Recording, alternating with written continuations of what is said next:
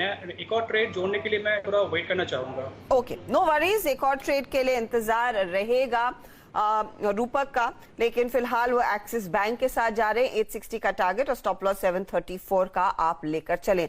तो ये नए ट्रेड्स हमारे जानकारों ने दिए। मार्केट की चाल पर हमारी नजरें रहेंगी। मोमेंटम अच्छा खासा है, 550 पॉइंट ऊपर निफ्टी बैंक अब इस समय ट्रेड करता हुआ और 17,500 की तरफ एक बार फिर अटेम्प्ट कर रहा है निफ्टी उन लेवल्स को पार करने के लिए। लेकिन इस बीच देखिए कई डेवलपमेंट्स हुई हैं पिछले 1.5 महीने में खास तौर से रशिया और यूक्रेन के बीच जो युद्ध चल रहा है, भले वहां पर थोड़ी सी पॉजिटिव खबरें आ रही हूं कि जो कल बातचीत हुई उससे कुछ आराम मिलेगा, जंग खत्म हो सकती है, लेकिन एक जंग छिड़ी है कमोडिटी मार्केट्स में अक्रॉस द बोर्ड, चाहे वो कच्चा तेल हो, मेटल्स हो, सब आसमान छू रहे हैं। इन कमोडिटी प्राइस हाइक्स का इंपैक्ट इंफ्रास्ट्रक्चर सेक्टर पर पड़ता है।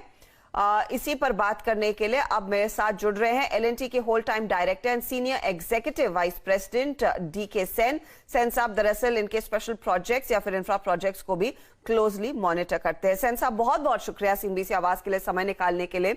इंटरनेशनल मार्केट्स में दरअसल आपका काफी एक्सपोजर है, अलग अलग देशों में आप बड़े बड़े प्रोजेक्ट्स हाथ में लेते हैं। हाल ही में ये जो रशिया यूक्रेन की जंग छिड़ी है उसके चलते इन्फ्लेशन रिस्क की काफी बढ़त हो गई है।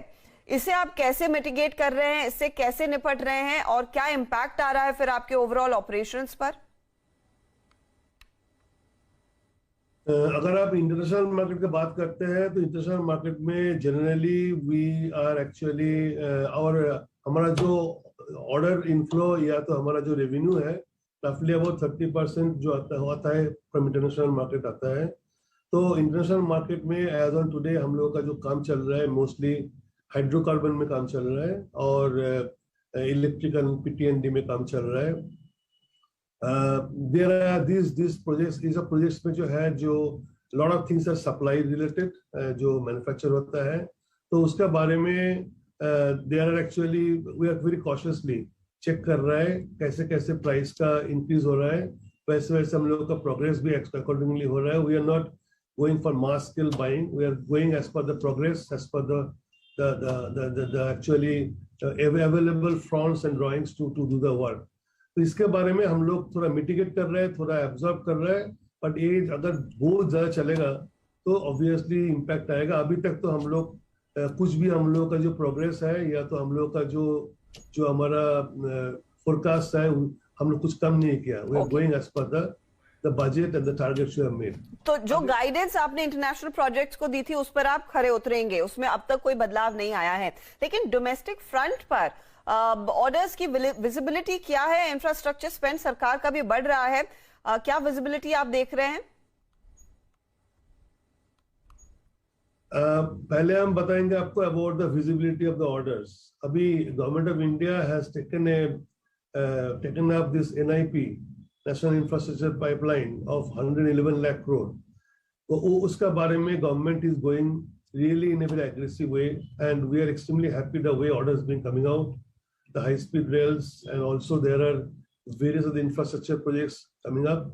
So there is no problem in getting the jobs as far as the increase of price is concerned, but उसके लिए दूसरा रोडब्लॉक जो है land availability, engineering drawings availability, DPR availability, all these things are obviously hindrances.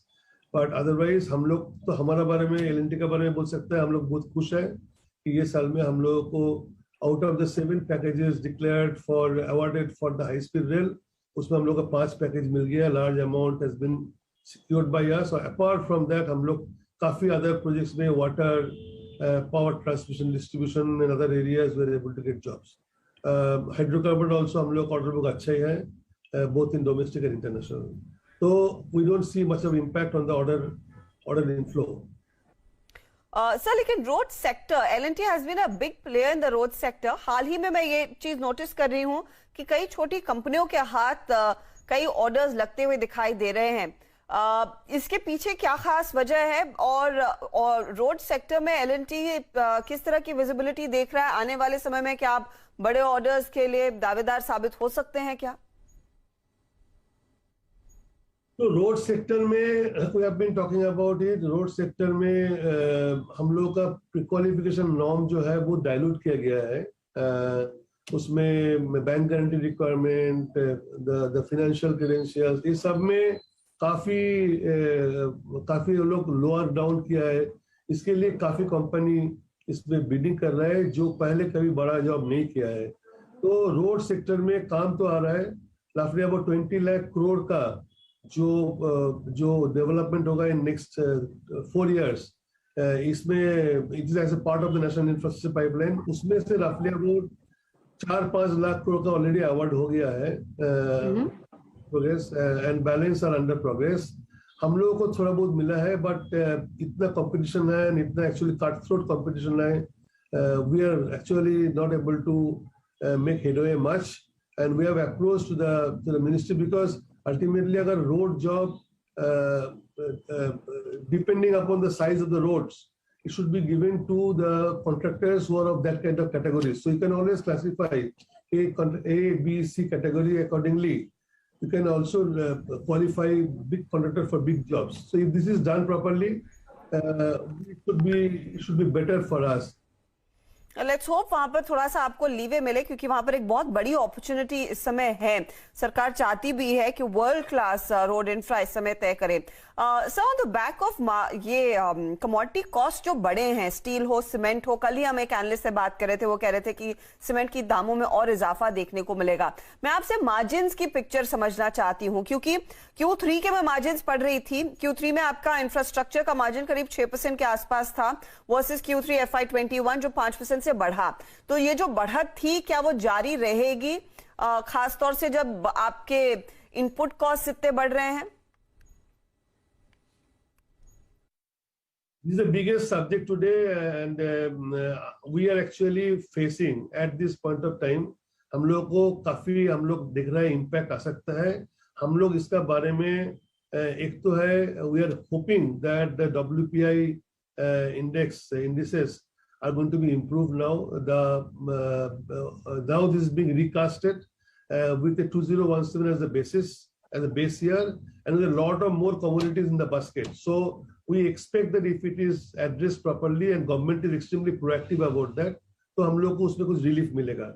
There are jobs where we have star prices, where we can have a pass through. There is no problem.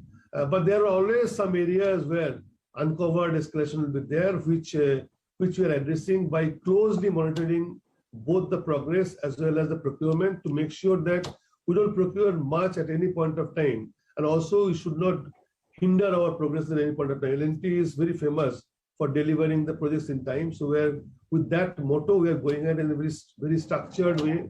Cautiously, we are planning our procurement. So we are, as of today, I can tell you, we don't see as of today there is any impact. But going forward, I cannot tell, because the war has to end someday.